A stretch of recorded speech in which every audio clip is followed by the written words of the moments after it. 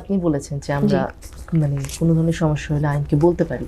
এখন আমরা আইনকে অনেক সময় বলার পরও সে একটা দীর্ঘায়িত সময় চলতে থাকে, এই যে যৌন হয়রানিগুলো হয়ে থাকে, তারপর আবার এই যে বিভিন্ন ধরনের ধর্ষণ হয়ে থাকে, এগুলোর যে মামলা হয় এগুলো অনেকক্ষণ সময় ধরে চলে। এই বিলম্বনা থেকে মুক্ত কি আইন কোনোভাবে করতে পারে না? আবার আমরা কিছু এই থেকে সহায়তা পেতে পারি না? এই ক্ষেত্রে আমার মনে হয় না মনে হয় আইন কিছু করতে পারে, কারণ আইন তো বলে দিয়েছে, যেমন ডোমেস্টিক ভায়োলেন্সের ক্ষেত্রে 60 দিনের মধ্যে মামলা নিষ্পত্তি করতে হবে।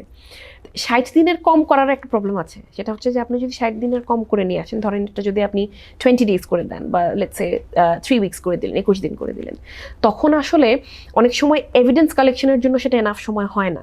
কিন্তু তখন যদি আপনি সেই টাইমলাইনটার উপর বেশি ফোকাস করেন, তাহলে হবে কি, তখন অনেক সময় মামলা হয়তো ক্লোজ হয়ে যাবে, পুলিশকে ফাইল জমা দিতে হবে, কারণ টাইম মেনটেন করতে হবে, কিন্তু এনাফ এভিডেন্স নেই।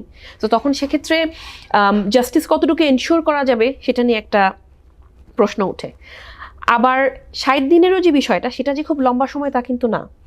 কিন্তু তার মানে হচ্ছে যে আইনটা আছে, তো এখানে আইনের আসলে খুব বেশি পরিবর্তনের এই জায়গাটাতে দরকার নেই। প্রয়োজন হচ্ছে যে আসলে কতটুকু কার্যকারিতার মাধ্যমে, কতটুকু এফিসিয়েন্সির মাধ্যমে, কতটুকু এফিশিয়েন্টলি আপনি এই মামলাটা ডিসপোজ অফ করতে পারছেন। তো এই ক্ষেত্রে অ্যাপ্লিকেশন এবং ইমপ্লিমেন্টেশনের জায়গাটায় জোর দেওয়ার প্রয়োজন বেশি। আইন আমার মনে হয় ঠিক আছে, if you ask for my opinion, I would say the law is there and the law is good enough. ইমপ্লিমেন্টেশনের জায়গাটায় কাজ করার প্রচুর সুযোগ রয়েছে, সেই জায়গাটা এখনো প্রশ্নবিদ্ধ, সেই জায়গাটায় কাজ করতে হবে। এক, দ্বিতীয় হচ্ছে যে এই যে এই টাইমটার স্ট্রিক্ট মেইনটেনেন্স কিছু ক্ষেত্রে জরুরি, কারণ আমরা অনেক ডিলেজ দেখি এবং আমরা জানি যে জাস্টিস ডিলেইড, জাস্টিস ডিনাইড। অনেক ধর্ষণের মামলায় আপনি দেখবেন যে সবাই খুব সোচ্চার হয়ে উঠেছে, আন্দোলন হচ্ছে, প্রচুর লেখালেখি হচ্ছে, সেই মামলাগুলো দ্রুত নিষ্পত্তি হয়।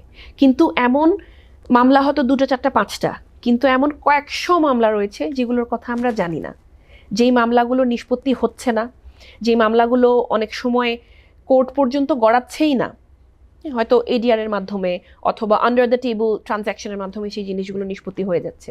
তো এই ক্ষেত্রে সোচ্চার হওয়াটা খুব ইম্পর্ট্যান্ট। নিজের আইনি যে অধিকার, নিজের অধিকারগুলো সম্পর্কে সোচ্চার হতে হবে।